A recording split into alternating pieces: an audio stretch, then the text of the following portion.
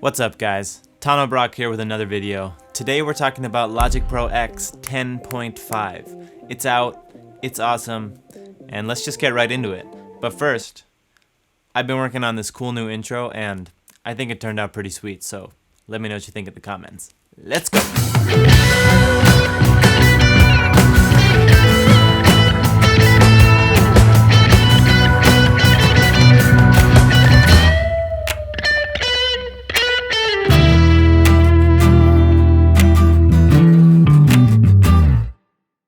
Alrighty, welcome back. So, Logic Pro X 10.5. This is an awesome update. As I'm sure you've heard, it is the biggest update that Logic has released since the upgrade to Logic Pro X. There are a lot of awesome new features that I'm sure you've heard about, and I'm just going to give you a little overview of my favorite new features that I've found in the short amount of time that I've had to work with them.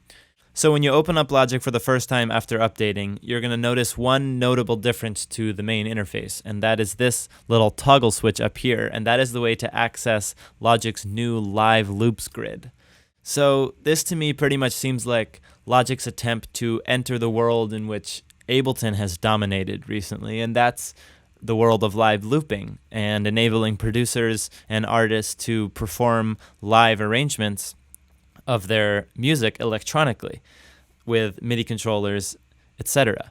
So when you open the live loop grid, you'll see this grid matrix of cells, as Logic calls them. So you still have your tracks over here. You can still see your arrangement window to the right, or you can hide it with that, or you can go back to just arrangement. So you can have both open or one or the other. What I really like about Logic's live looping system, as opposed to Ableton's, which I had been using, is that it's still laid out with the tracks on the y-axis. And this makes me so happy, because one of my main problems with the Ableton interface is that I'm so used to the tracks being on the Y interface, and then when you go to live session view, suddenly the tracks are on the X-axis. And to me, it makes a lot more sense for the tracks to stay on the Y-axis and your arrangement to be performed along the X-axis. So down here, Logic has scenes. And this works similarly to the way it does in Ableton. If you click this, it'll launch the whole scene of cells, so all tracks at once. But you can also launch one at a time. So let's go back to the arrangement view for a minute, and I'll show you what I like to do with this. So I've brought in some stems from a mix of a song I produced with a project of mine called Romantique. It's sort of like a pop dance track, as you'll hear in a second. And what I like to do with my productions is export them from the mix session. That way they're already sounding great, and I don't really need to mix them in the live session. And group them into stems like I have. So I have drums, percussion, claps, bass, guitar, synth keys, arrangement effects, vocals, and my vocal chops. So I brought all those grouped mixed stems into here. And now what I want to do is chop the song up into sections that I can then bring into my live looping grid. So I'm going to do that real quick just by setting my cycle locators at each section and then choosing Command-Control-T to split at locators. So the first section is just this little 2-bar intro, like that, and then the song starts. So first section will just be my little intro. Select all the tracks, Command-Control-T to split, boom, and then next section is a bit longer. I think it's 4 bars.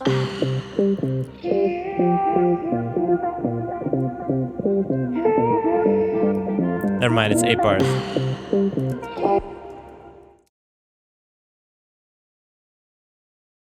And I'm going to continue to do this for the whole song, for each section.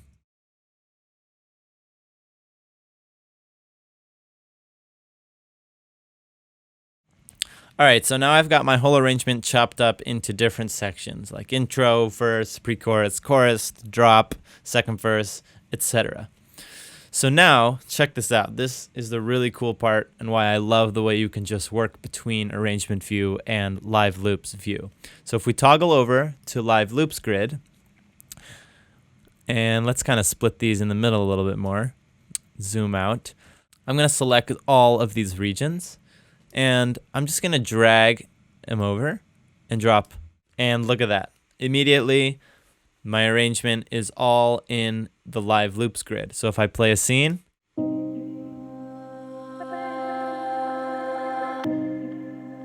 it's going to loop that section. Next section.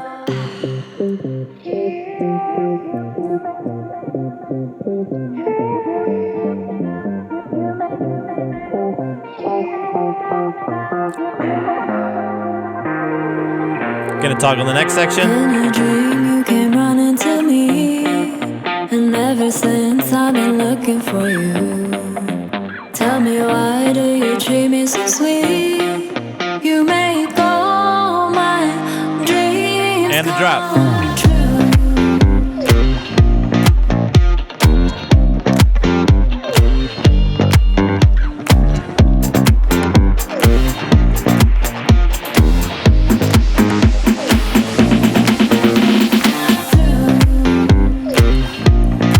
So as you can see there, I didn't toggle the next section, and this section just kept looping. So this is a way, if you're performing live, you know, in this case, I started with the intro and continued just as the recording does, but then I wanted to loop this part one time longer. So as you can see very quickly, I brought my arrangement from the arrangement view into the live loops view, and I can immediately perform it. And we can click the stop here to just stop all clips. So now what I can do, which is really fun, is mess around with the arrangement and cue in little pieces here and there. So for instance, let's start with this drum groove.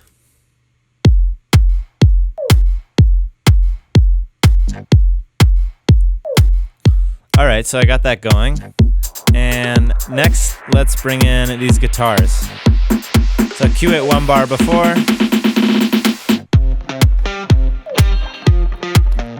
Now we got our guitars, and you can set your quantized start here where it says 1 bar, so that means if I press it 1 bar before, it'll come in. I'm gonna choose the bass next.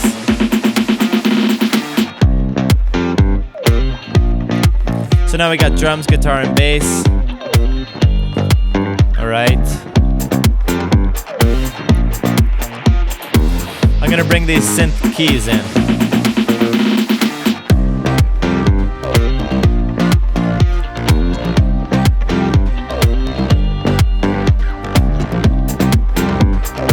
Alright, that's sounding cool.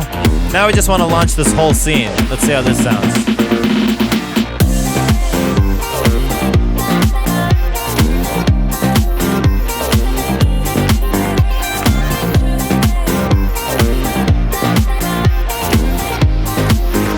Let's stop the vocal chops.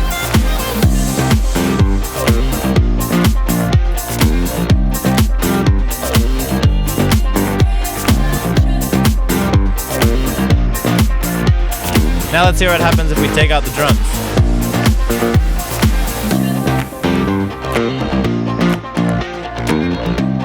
All right.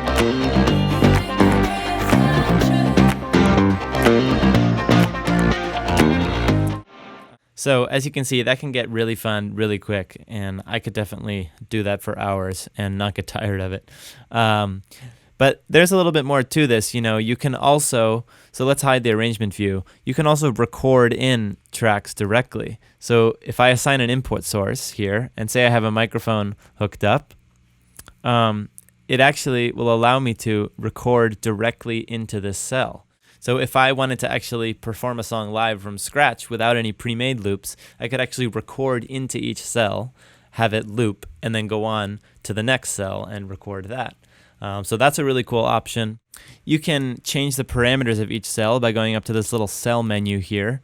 You got your play mode, where you want it to play from, the start, the loop start, the loop length, the cell length, and you can also check whether you want it to loop at all.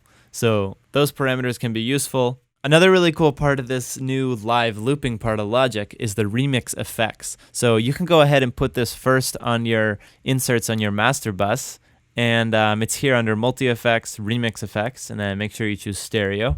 And this allows you to do some really cool remix type effects to the master bus, like filtering, reverbs, delays, etc. And what's even cooler is that the iOS app, Logic Remote, is a great way to control this. So I'm just going to show you a little bit. I have Logic Remote here on my iPad, and I'm just going to show you a little bit of how this remix effects works. So let's just launch this kind of drop scene and let it go.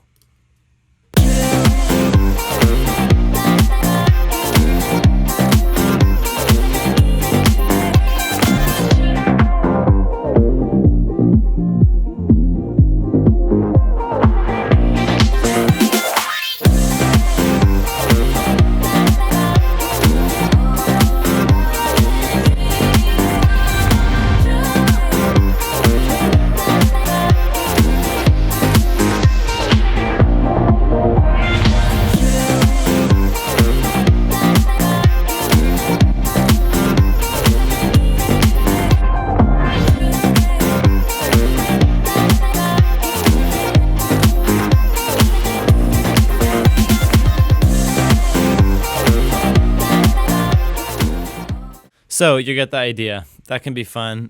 I'm not great at it yet. I haven't really gotten a lot of time to practice, but it's really fun to mess around, and the iPad or an iPhone is a really great tool for controlling this.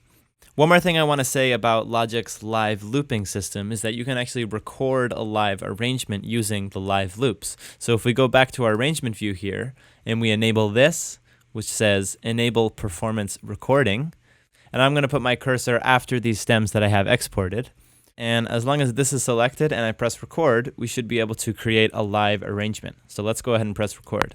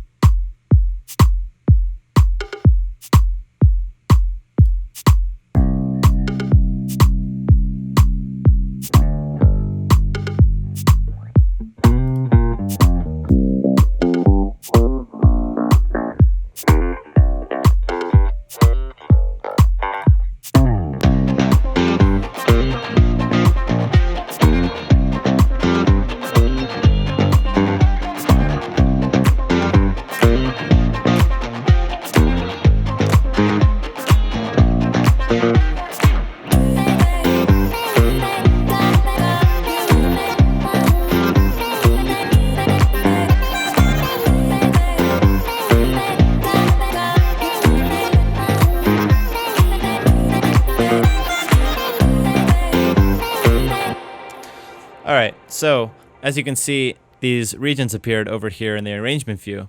And so let's close out of the live loop section for now. Click these little arrows here to enable all our tracks.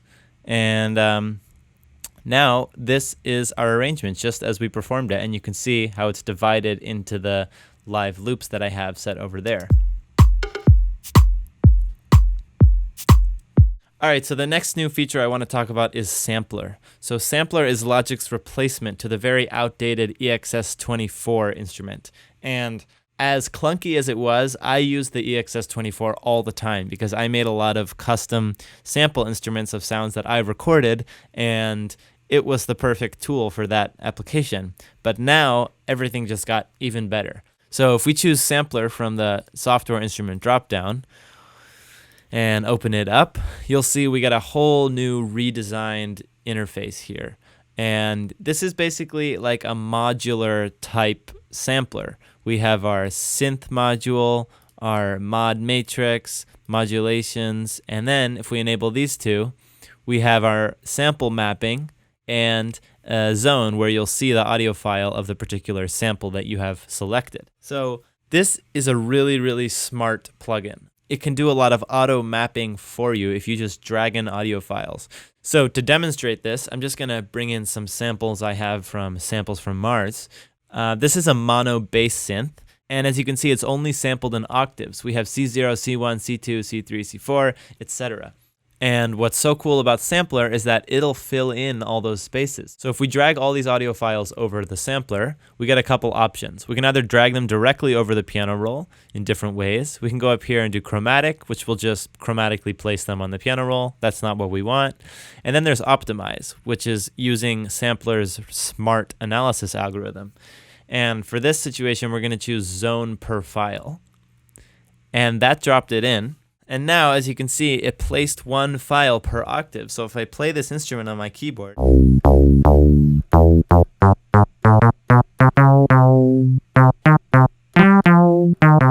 we have a perfectly mapped synth bass. So this is incredibly useful, and this is pretty much game-changing for me because I love sampling my own instruments. I love using samplers, and this just made things a whole lot easier. The younger sibling to Sampler, which is also a new Logic feature, is Quick Sampler. And this can be really useful for sampling whole loops and getting it chopped up. So for instance, I'm going to bring in a drum loop into here. That sounds good. So if I bring this in, again, we get two options, original or optimized. Let's do optimized. See what it does.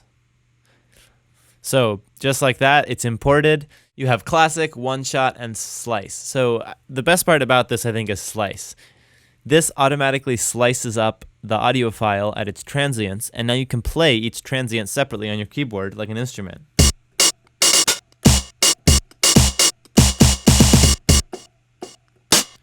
So that is super cool. You can take a whole drum kit recorded playing a beat and kind of chop it up and get that sort of sampled, chopped up effect very quickly and very easily. Again, you have the LFOs, pitch, filters, so you have a lot to play with here. This is a really cool, useful tool. Another new feature in Logic is Drum Synth. Now, I don't know how useful this will be for me. I'll have to see after using it for a while, but I think it has promising potential. Basically, this is a synthesized drum machine, so it doesn't use any samples. You can custom shape your sounds with this interface.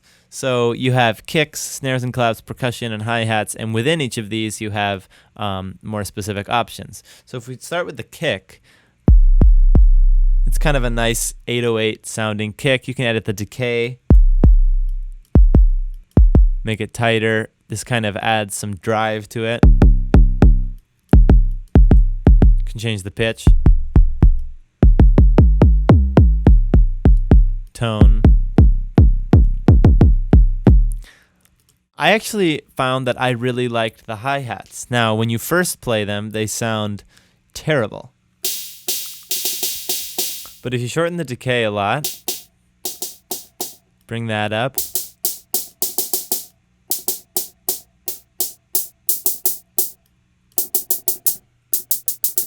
you have some really nice sort of trappy sounding hi-hats.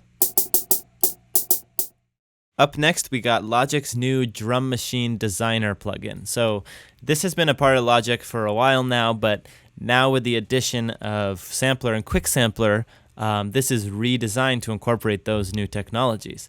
And this is really exciting for me because I've been a long-time Native Instruments battery user for my drums, and this basically seems like the closest thing to battery that's ever been built into Logic. It's a really intelligent drum machine designer.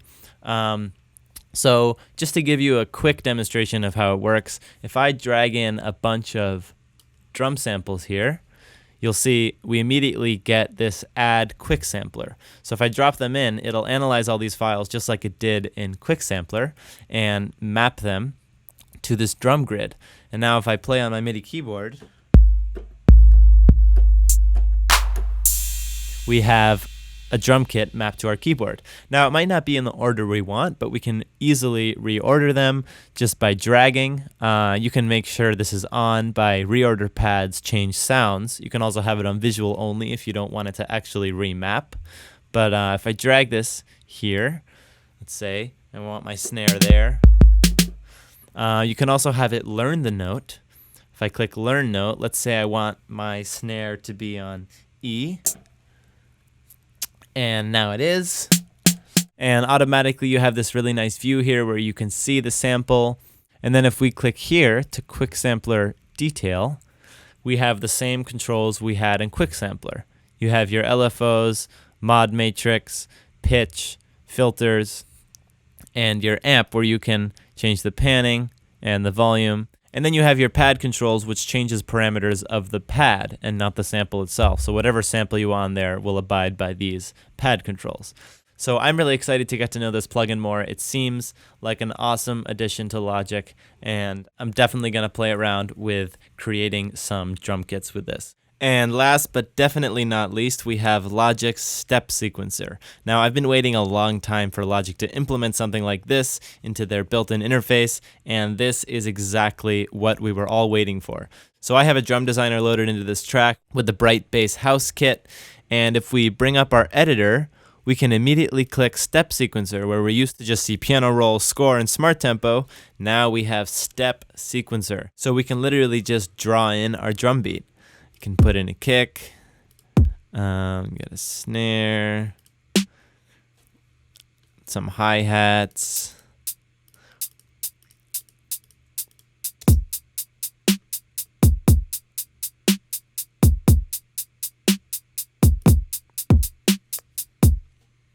All right, so now check this out. Right now I have this set to 16 steps. If I move this to 32 steps, it automatically duplicates what I already have. So now I have double. And let's add another kick there.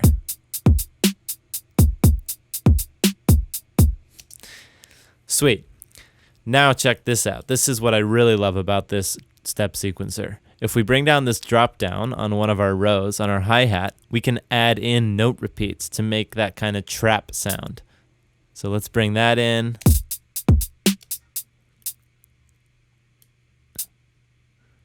Something like that. Let's see how that sounds. All right, so that's kind of cool. But to go even further, bring up this little inspector, and we can actually tie two of these notes together to get a longer stutter. So if we go over here and click tie, it'll tie it to the next note. Now we can put in a triplet. Let's see how that sounds. Let's add another triplet right here. We'll click on tie and boom.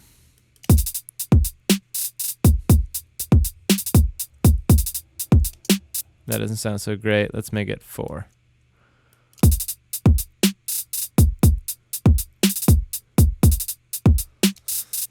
You can also go in here and change the velocity of each step to make it sound a little more human.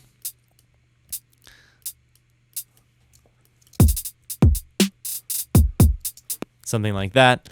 Anyway, you get the idea, but having a step sequencer built into Logic like this is really awesome for programming drums, makes things really simple and easy, and it has quite a lot of advanced parameters.